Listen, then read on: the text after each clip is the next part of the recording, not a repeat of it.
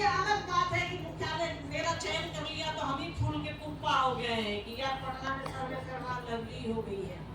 सर्वे सर्वा से साहब रुद्रानंद और दीदी मालिका मानदेव और महादेव है यार मैं किस बात दीक्षा दक्षिणा क्या?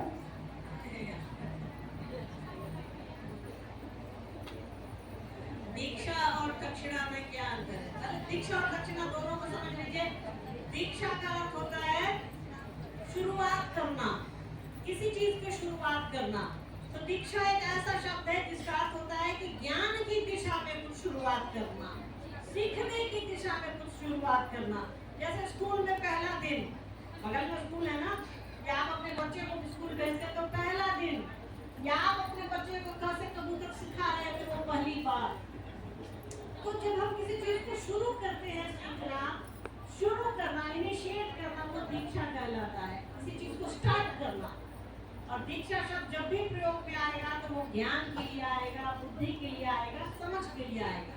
ठीक है, किसी चीज को सीखने में ऐसा नहीं है कि बस कबूतर सीखने में, ए फॉर एप्पल सीखने में। किसी भी चीज को आप सीख रहे हैं तो ये माना जा सकता है कि आपकी शुरुआत वहां से हो रही है, आप दीक्षा ले रहे हैं या ग्रहण कर रहे हैं।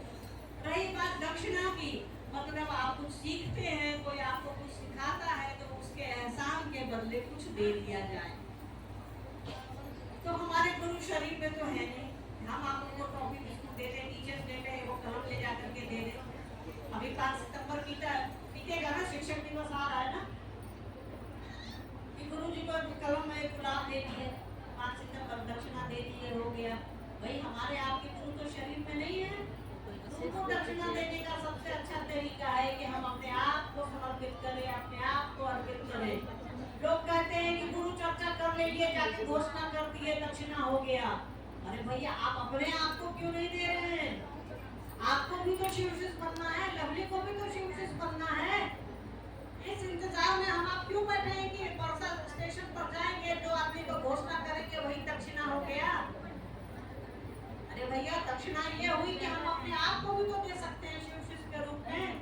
यही है दक्षिणा। जी साहब दीदी की आवाज मेरी आवाज कैसे हो सकती है? साहब दीदी की आवाज मेरी आवाज कैसे हो सकती है? आवाज तो बना लेंगे हम, आप उनके जैसा आचरण कहां से लाएंगे? तो सवाल ये होना चाहिए कि साहब दीदी की जो आवाज है वो हमारे भीतर कैसे जगेगी, वो उनका संकल्प है।